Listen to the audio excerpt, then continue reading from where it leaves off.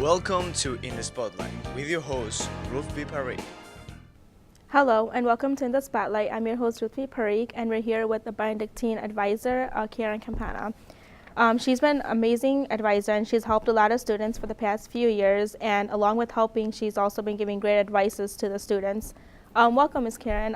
So tell me how you got into advising. Thank you for inviting me today, first of all. No problem. I got into advising based on the great experience that I had with my academic advisor when I was in college. I got connected with my advisor right away in my undergrad days, and he sort of has shepherded me along the way into my career. And how many years has it been since you started your career, and how many years has it been at BenU? So I've been in higher education for 15 years. Before that, I actually worked in television and radio, and then I've been at Benedictine for 12 years now. Oh. So you had experience in communications area. So. I did, yes I did. How was that It was for you? fantastic. It was really good. I liked the hands-on experience, real world experience with both television production and media sales and advertising. So what made you switch to advising then? I wanted to give back. My advisor I've stayed connected with him, and I've become lifelong friends with him and his family. And he always came back to me saying, you know, you need to give back more. You need to connect with students. You have a really great passion for education. So I always had that in the back of my mind. So he really influenced you? He definitely did, yes. That's good. And what's your favorite part about working at Benedictine? Definitely the community. There's a great sense of community here on campus where there's a lot of faculty and staff that want to be connected with the students and want to make sure that they're on the road to success and have great experience while they're here. And do you like it so far? It's been 12 years. So it has been 12 years. It's been great. It's been fun to see the students not only walk in the first day of school, but also then graduate and then even come back for a master's degree or to work on campus. It's been nice to see them along on their journey. That's good. So tell me about your experience you've had in your career so far, maybe in the past or here at Benedictine.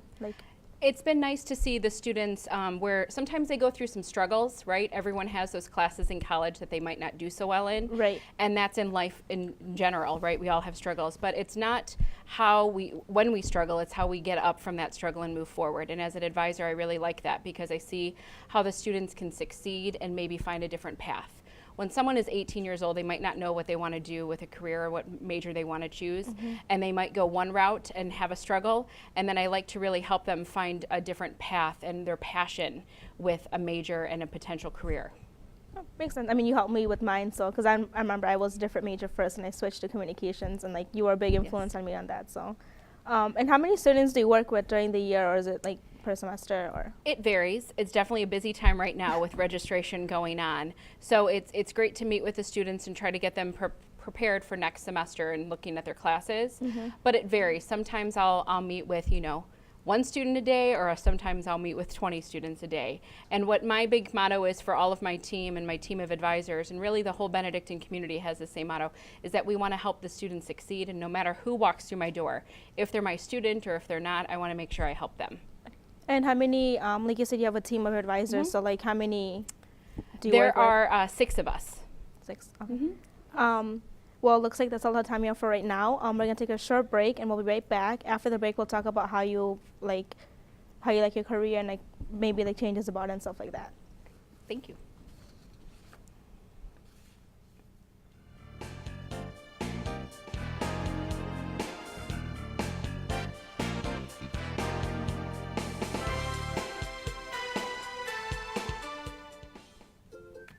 Dying to try sushi but never know what to order? Then Sushi Plus is the best place for you. Sushi Plus features a conveyor belt that puts sushi on display for guests to grab and eat, without the hassle of looking through a menu. Indulge your curious taste buds with over 40 kinds of sushi to choose from. Paying is easy. The color of each plate corresponds to a different price. Sample our bento boxes too, each filled with a variety of our best dishes. Overcome your sushi ordering fears by visiting Sushi Plus in Aurora.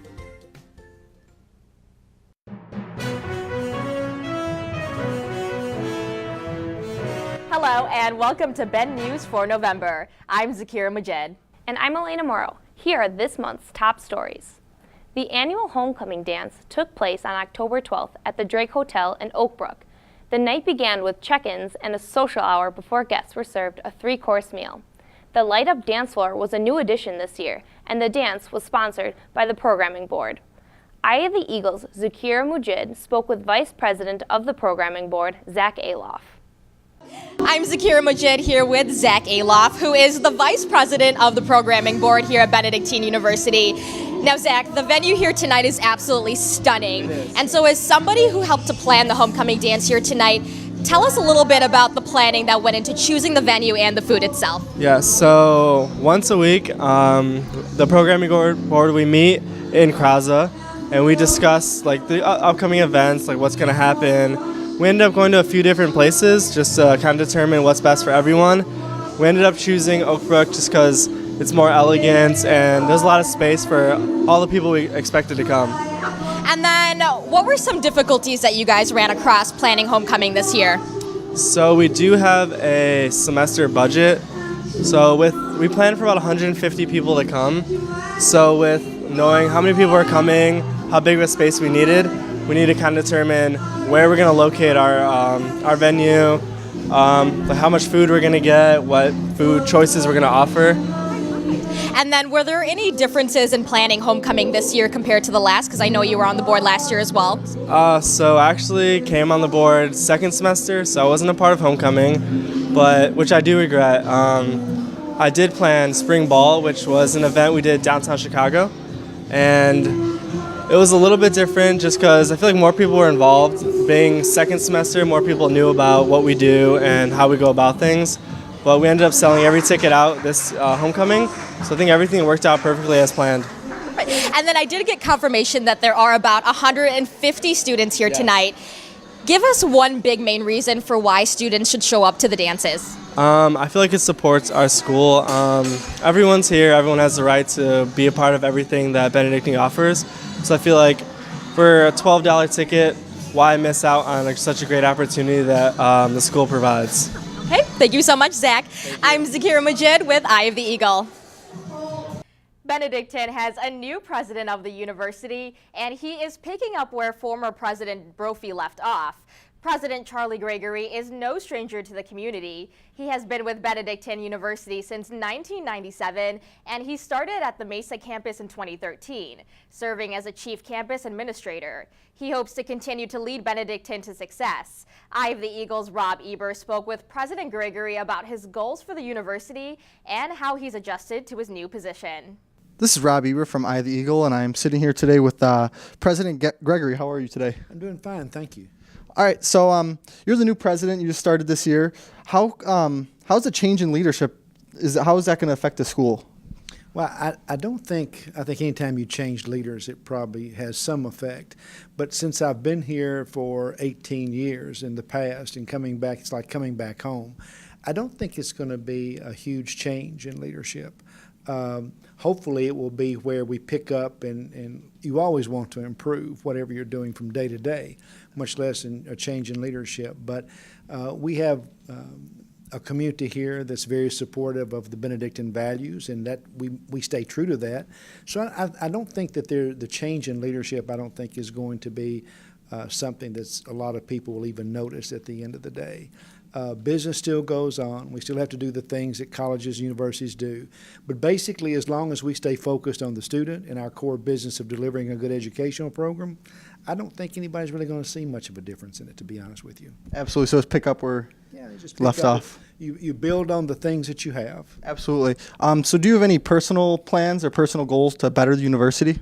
Well, I think that personally, yes. I think that it's always about collaboration and communicating more, whether it be with faculty or staff or students, as well as the outside community. But personally, it's just to continue down the path of always constant improvement. I don't think we'll ever be perfect, but we're always striving to be perfect. So if that makes sense, that's the kind of the direction we're taking. Absolutely. Well, I appreciate your time. Thank you very much. And once again, this is Rob Eber from Eye of the Eagle.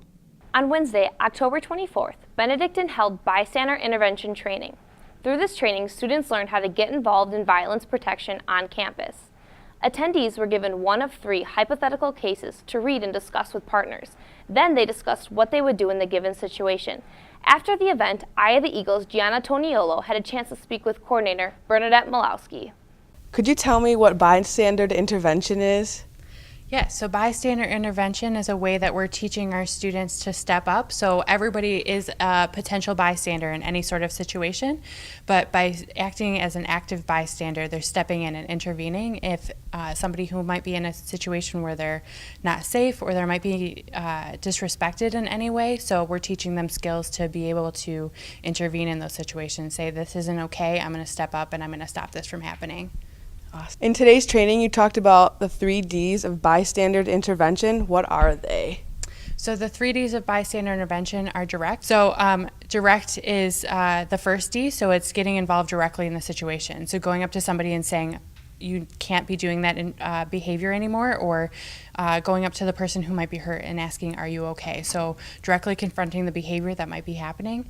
Delegate is the second one, so it's if you don't feel comfortable directly intervening, finding other people who can help. So that's either faculty or staff on campus, going to our university police department. We have a Title IX coordinator on campus that people can go to, an RA, a group of friends, people hosting whatever event you're at, things like that. So getting other people involved so that you don't have to handle it alone.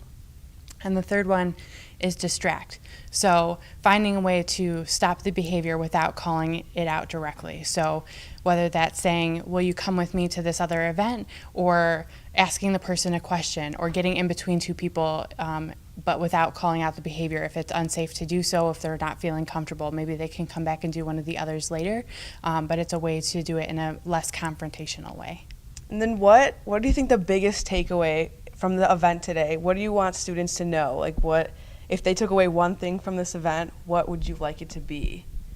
I think that there are so many ways to help create a safe and respectful campus, and that I hope that everybody will want to get involved in this and create a culture where we do come together as a community around these issues, and that we know that there's people on campus who are there to support them. So whether that's coming to visit me in my office or talking to other people on campus, knowing that there's people here who do support what they're doing, whether that's faculty, staff, or students, that our peace team is all people who really care about our students, really care about our community, and we want to be there to support one another.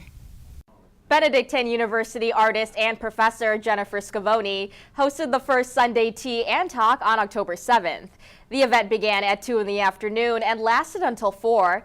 Professor Scavone's presentation, The Splendors of Sicilian Architecture, focused on her travels to Sicily and the unique art and architecture found in the region. The Tea and Talk presentations will continue until March 10th, 2019.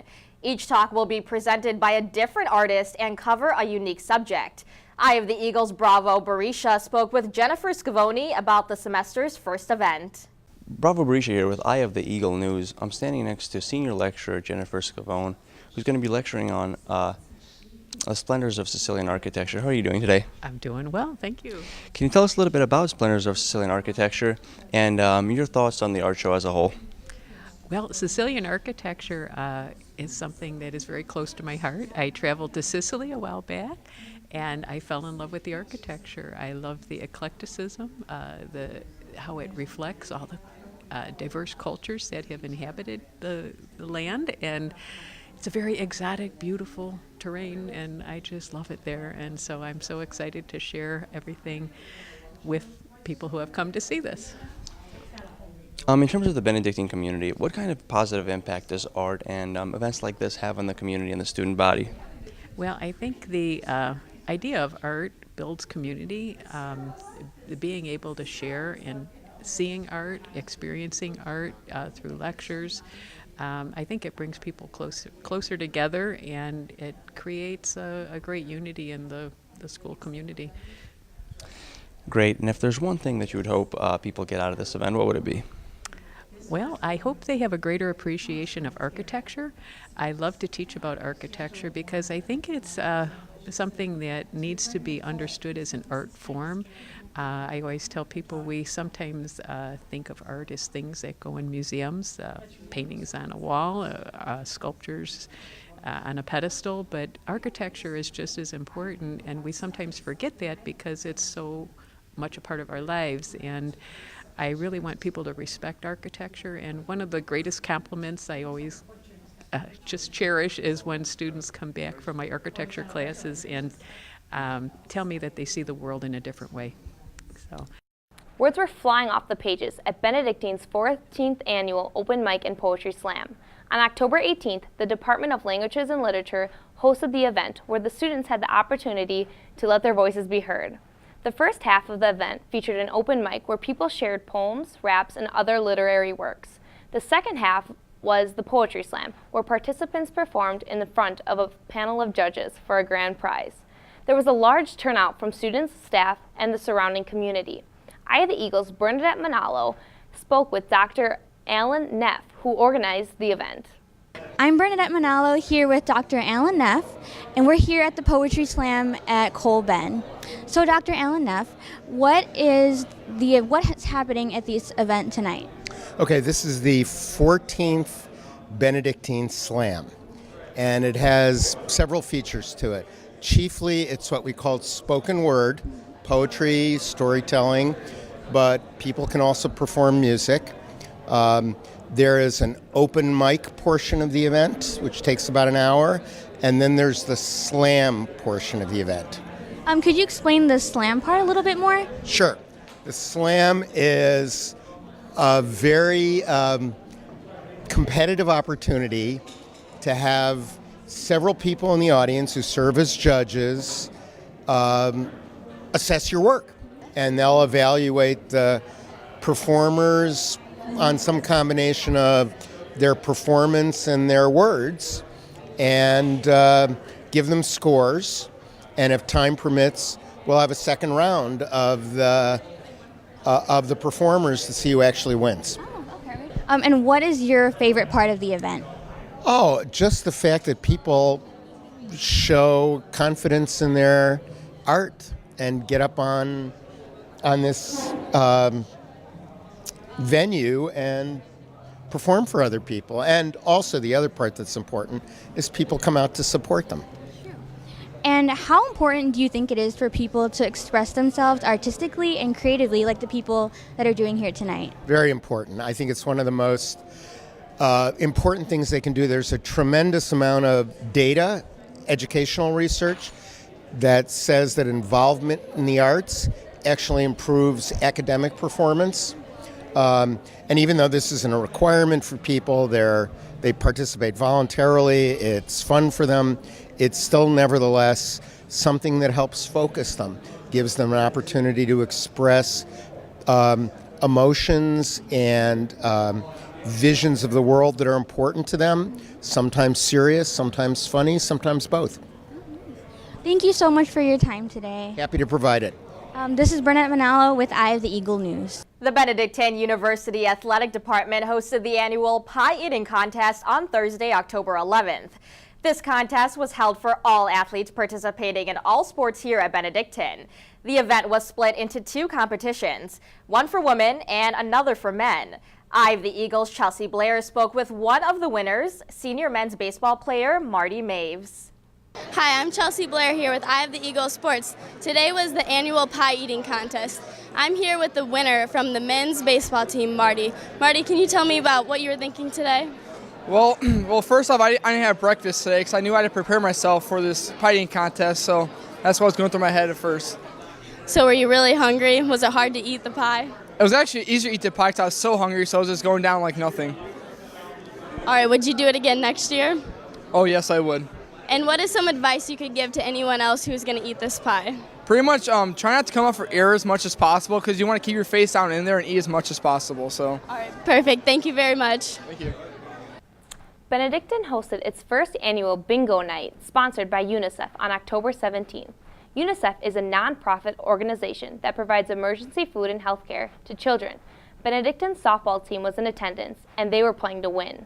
Maddie Smith, a sophomore center fielder for Benedictine, won the bingo contest. Reporter Jonathan Hodo spoke to Maddie about the event.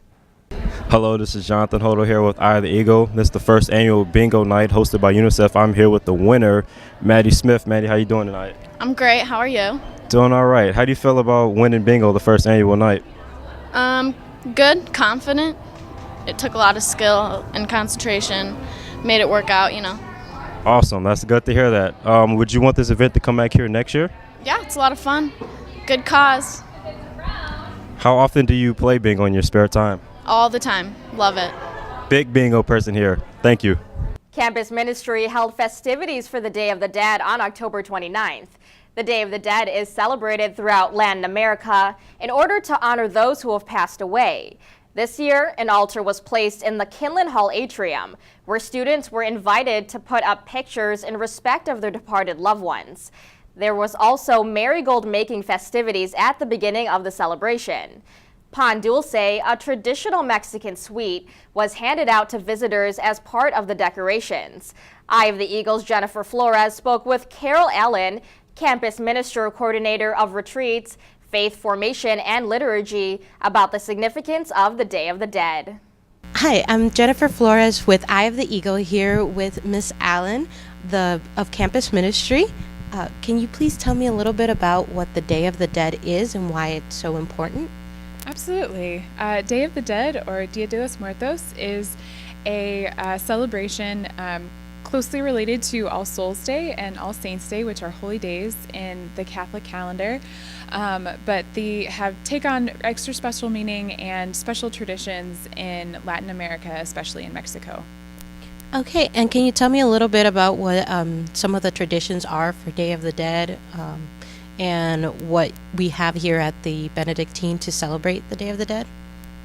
Yeah, there's a lot of people go to the graves of their loved ones and decorate them, particularly with marigolds and other items that are special to that person, photographs and that sort of thing. A lot of people make an altar in their home to a specific loved one or loved ones in their family with food, other items that were special to those people.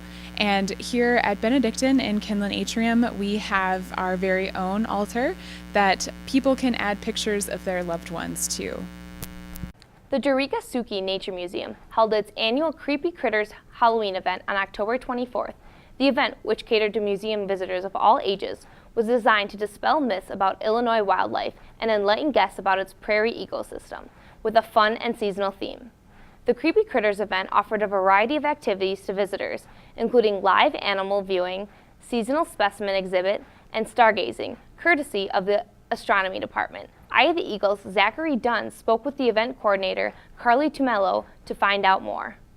Hello there. I'm Zachary Dunn with Eye of the Eagle, and I'm here with Ms. Tuminello here at the Jurikasuki Nature Museum.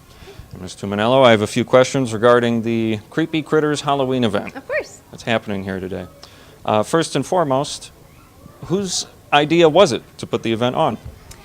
This actually predates me. This is our 8th annual Creepy Critters Halloween open house. It has evolved over the years, but yeah, it's been going on quite some time. What kind of activities are available here for visitors? We keep expanding. Every year it seems to evolve into something more. We have trick-or-treating around the museum. Mm-hmm. We have different stations, science stations set up throughout the museum that our student workers and Naturalist Club members tell different facts about and have different touch table specimens out with the different animals. We also have a whole craft room with different activities, tend to be for the younger kids. We have live animals from Willowbrook Wildlife Center so that they can have some live animal experience as well. We have some games set up in the hallway, and then last year the Benedictine Astronomy Outreach joined us, and they're here again this year. So they're set up out on the south lawn, and they have a telescope to see the full moon tonight. Wow. Yes, there's lots and lots of things to do. And who decorated the exhibit animals? Oh, well, I had a little hand in that. All of our students really love to do that. So the week before Creepy Critters, we get our decoration skills going and have lots of costumes for some of the animals and ourselves. And we very much like to decorate. Yeah, it's fun. The Comachek Art Gallery held its second Tea and Talk of the semester on November 4th. The lecture, The Art of Music Therapy, was hosted by music therapist Alyssa Wilkins. The main focus of this Tea and Talk was to show how music therapy can help improve mental health and stability for those who need it. Wilkins explained how her involvement with music therapy has helped many children who suffer from autism reach their fullest potential. Reporter Sam Short spoke with Wilkins at the lecture to learn more about her work. Hello, I'm Sam Short with Eye of the Eagle. I'm here with Alyssa Wilkins, music therapist. Could you tell us a little bit of your line of work? Sure. So I specialize in the treatment of individuals with developmental disabilities, neurodevelopmental disabilities, specifically autism, sensory processing disorder, ADHD. But today we're talking about all that music therapy can do and all the different populations that we work with as music therapists.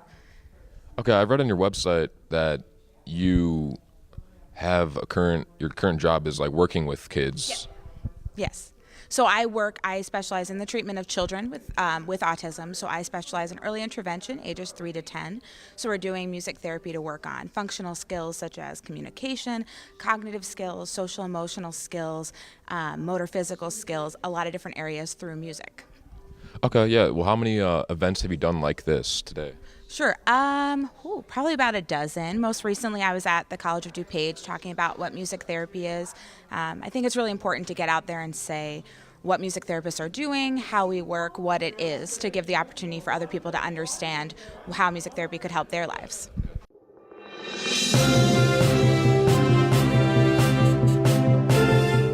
Now for a Ben News special report. A Ben News student tracked and ID'd a missing sexual predator while she was working on an assignment for her advanced journalism writing course right here at Benedictine. Janelle Benitez used the tool she learned in her COM 337 class to investigate a man who was on a missing sex offenders page. Now, news of Benitez's breakthrough has made rounds on campus. I sat down with Benitez to learn more about how she conducted her investigation.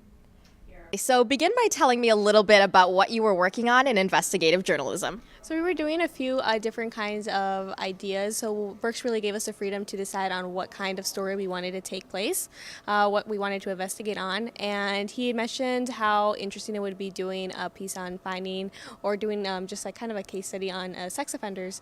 So I decided to take him up on that and look for just different kind of sex offenders and their stories. That was the initial take on it.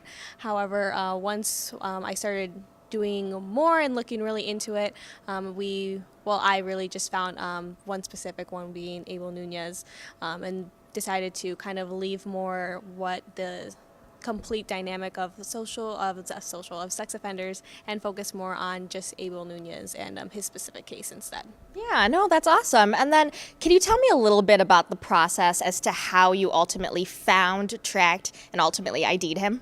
So it took a while, but then once everything came together, it was all literally within 1 week.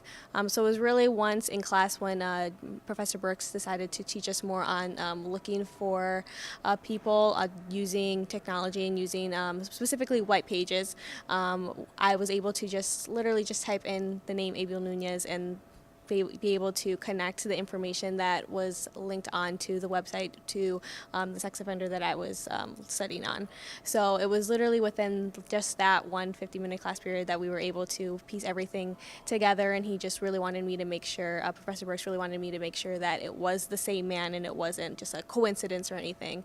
So from there we used the website Ben Verified to make sure that it was the same person and it was the same charges that we had found previously. If we're going to make a claim that we found a unregistered sex offender, I just wanted to make sure that we had that solid. So basically anything that Janelle did, I just kind of did the same thing and to see if that was the right path. And she was 100% right on everything. So it wasn't, I didn't have to go around and check to make sure did it work right. I just had to make sure that the tools I'd given her were being used right, and she did. She got all of them right. Speaking of Abel Nunez, why did you ultimately choose him out of the entire pool of people you could have chose from? Why him specifically? It was very interesting with him because initially it was only focusing completely on the sex offenders in Addison, Illinois, which is a town in which I work in, so it's familiar to me. So I was looking there, which currently on their website they have, I want to say, 32 sex offenders that are currently registered and that are listed. However, when we found on the Illinois National Sex Offender Registry, we found Abel Nunez, and he was not listed on Addison's website. So it was a they weren't linked, basically. So I wanted to find out why is it that he is linked on the Illinois State website, however on Addison's he isn't. So it turns out that he had actually left Addison and was not continuing registering, which is why the Addison police had removed him off their list and why he was no longer listed on there. So we had to kind of track him down a little bit more and figure out where it is that he currently is and if he is currently registered as a sex offender. I think it's an example of if you give a student a assignment that has a real world application, if a student does something that they themselves care about, you don't have to really ride them. They'll just take it and go.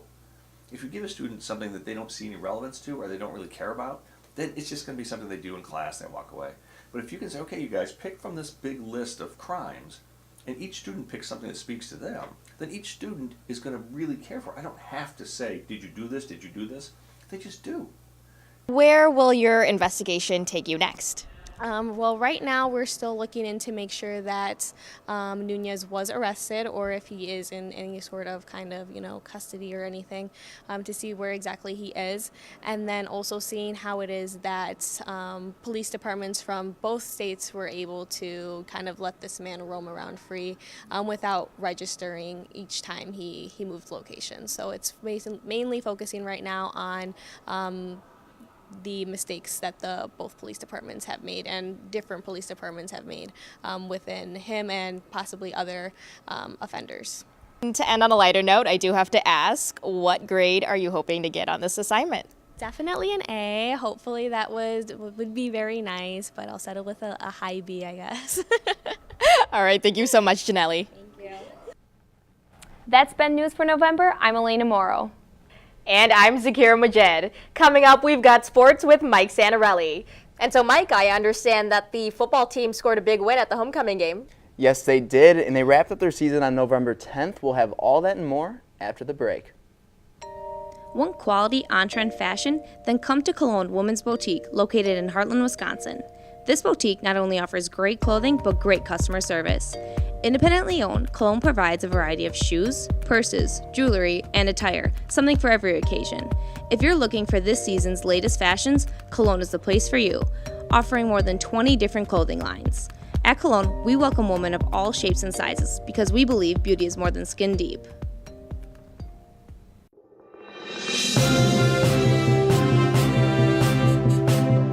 Hey Eagle sports fans, I'm Mike Santarelli here with Eye of the Eagle Sports. On October 13th, the men's football team faced Wisconsin Lutheran during homecoming weekend. Benedictine won the hard-fought battle 40-31, making them 2-4 overall and 2-1 in conference play. Junior defensive end Derek Jones spoke with reporter Darren Cohen about the game and how they prepared for this homecoming win. All right, I'm here with Derek Jones. Derek Jones, you guys just won a very, very good, great game against Wisconsin Lutheran. How do you feel about today's game? I feel like throughout the whole week, Coach had us prepare, focus on ourselves because, last week we finally had our first win of the season. Past few games we were taking a losing streak. We just focusing on other teams instead of focusing on, Benedictine football. Past 2 weeks we done that, and today I feel we did that better than last week, so we came in with the win. So do you feel that today's mindset was way different from the rest of the season? Oh, definitely. I feel like, coming to the season, pretty young, a lot of people, new additions, as well as coaching staff. We have to, it's going to take time. We got young guys on the team, unexperienced. So, I feel like we came throughout the weeks, 6 weeks of the season, we starting to come alive. All right, thank you. No problem. All right.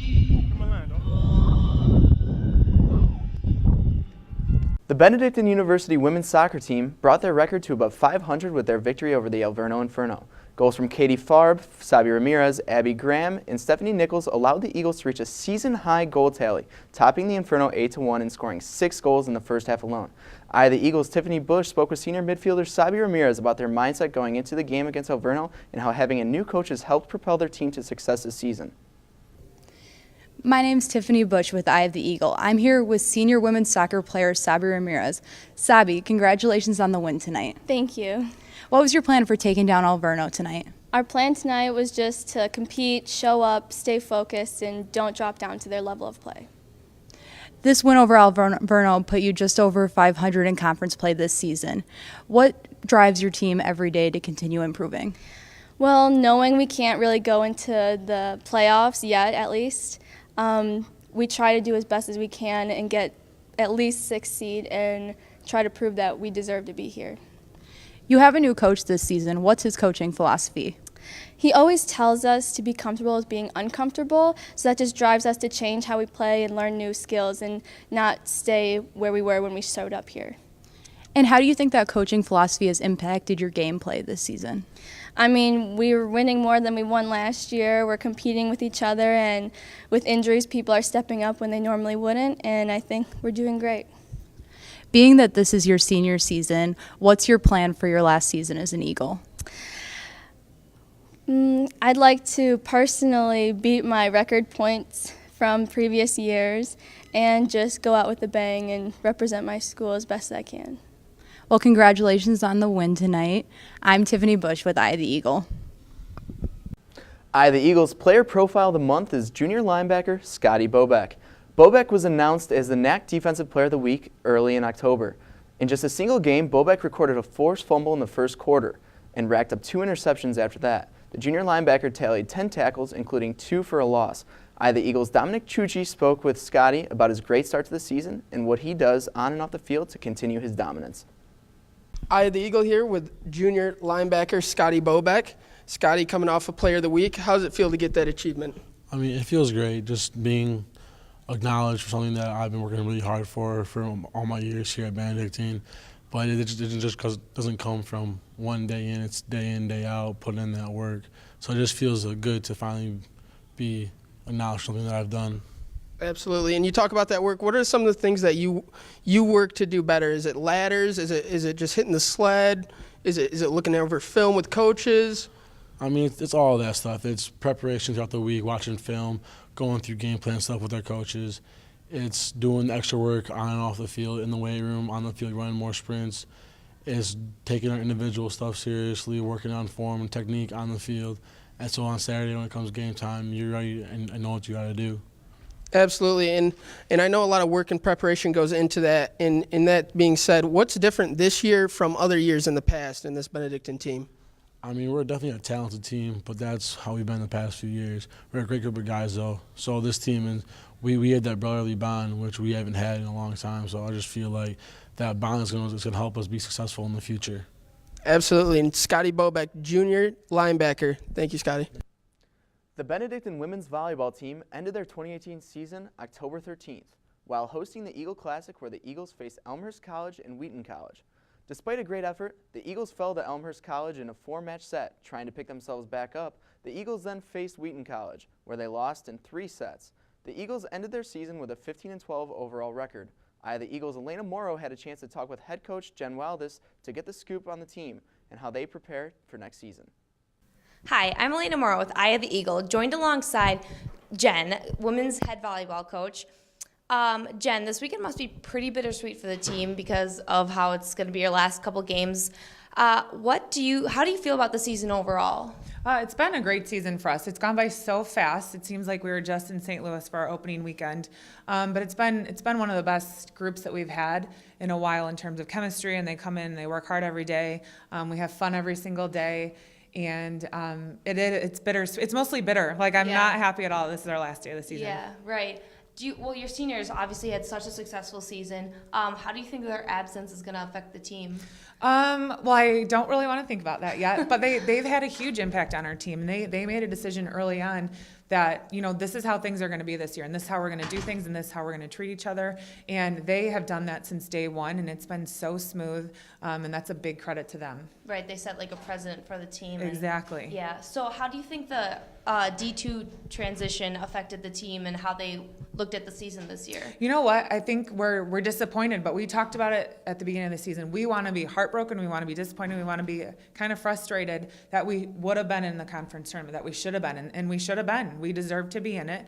But I don't think that affected how hard we worked, our attitude at all. And I think the girls deserve so much credit for that, because it really could have, that's a big part of this experience. But the girls played hard for each other, and I give them so much credit for that. Yeah, right. So, you've talked nothing but good things about the team. What was your favorite memory with them this year? There's been a lot, and I really practice. Really is my favorite time of the day. I love walking in the gym, and they're always doing something stupid. But we did have one match where we played at the North Park tournament, and there was like a whole long story, but we ended up protesting a match, and we ended up having to replay part of it. And it was against a team that had beaten us, and the way the girls came out and we worked as a team, and we just were so fired up, and I've never had that much from a team before, like in terms of having my back, and I feel like the coaches had their back.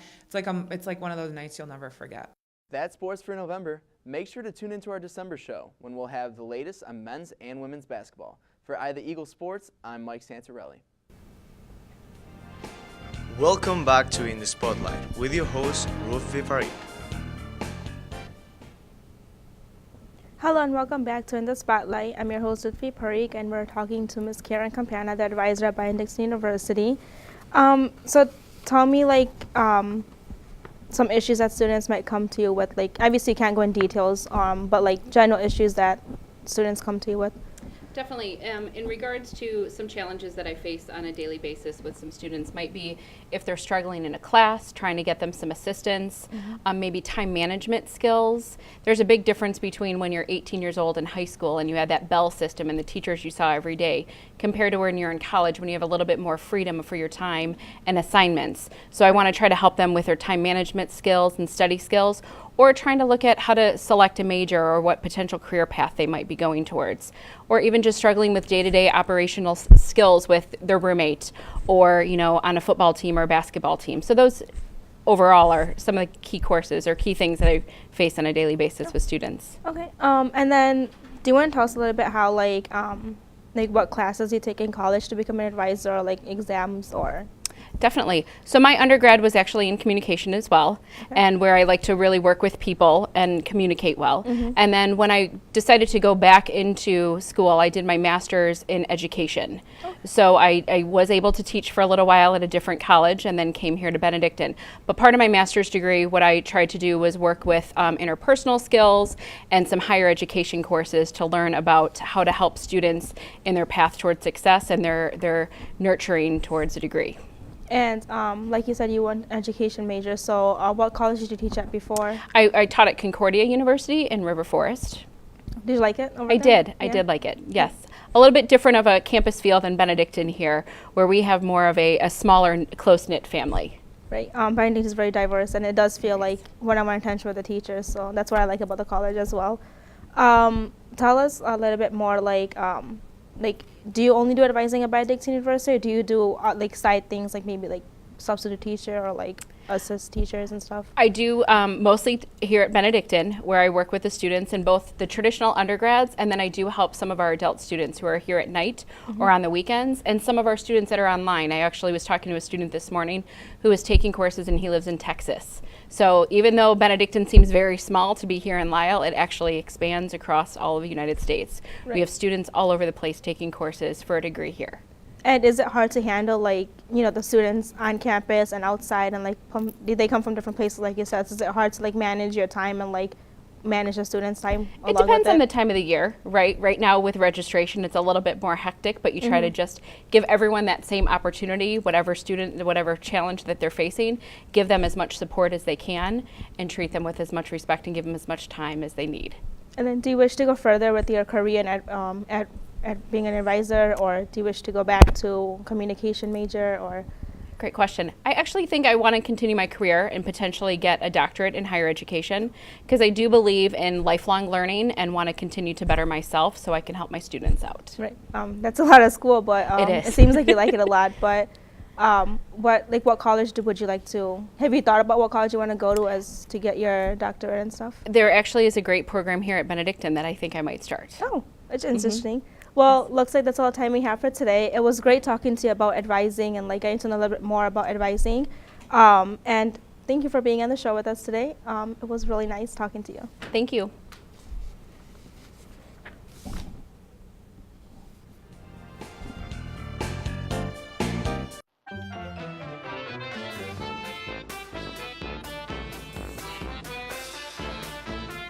Hello, Sam Show. I am Darren Cohen. I'm Dominic Chuchi. This is Trey Pierce. I'm Jennifer Flores. I'm Bernadette Manalo. What is your weirdest talent?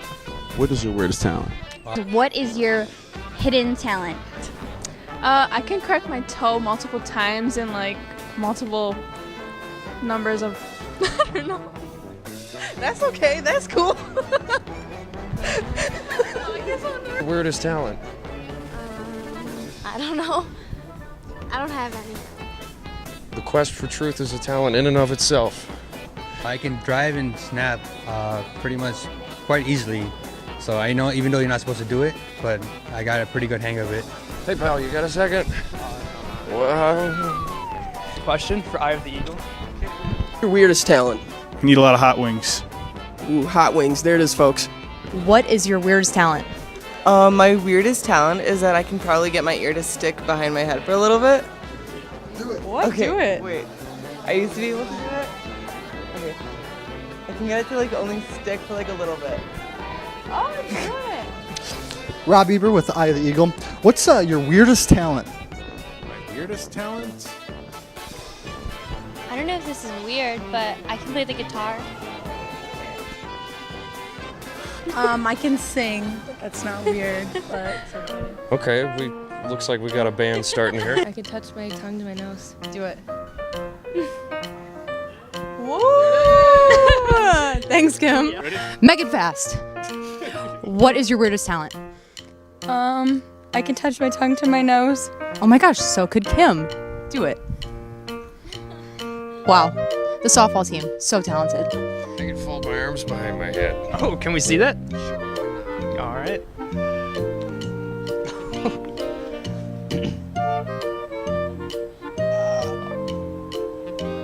Oh, that is amazing. Truly. Got you on the spot then. All right, here we go. Yes, what is your weirdest talent? I can bend my finger all the way back. Can you do it right now? Yeah. Gianna, what is your weirdest talent? I can lick my elbow. Can we see that? Get a close up of this. All right. Oh my God, there you have it. What is your hidden talent? My hidden talent? I'm a librarian. Really? Yes. Oh, wow. She's a librarian. Thank you. I don't have any talents. Thank you so much. Travels to Sicily and the unique art and architecture found in the region. The Tea and Talk presentations will continue until March 10th, 2019. It's going so fast. Talk each president. I can't keep up. Whoa. And I'm Elena Morrow. Here are this month's top stories that I have Spoke with reporter Darren Cohen about the game and how they prepared for this homecoming win. I just say prepared. On Wednesday, October 24th, Benedictine University held bystander intervention training. Through this training, students learned how to get involved in violence protection on campus. It's so big. I couldn't. Liturgy, right? Liturgy. What? Half of the event featured an open mic where people shared poems, raps, and other literary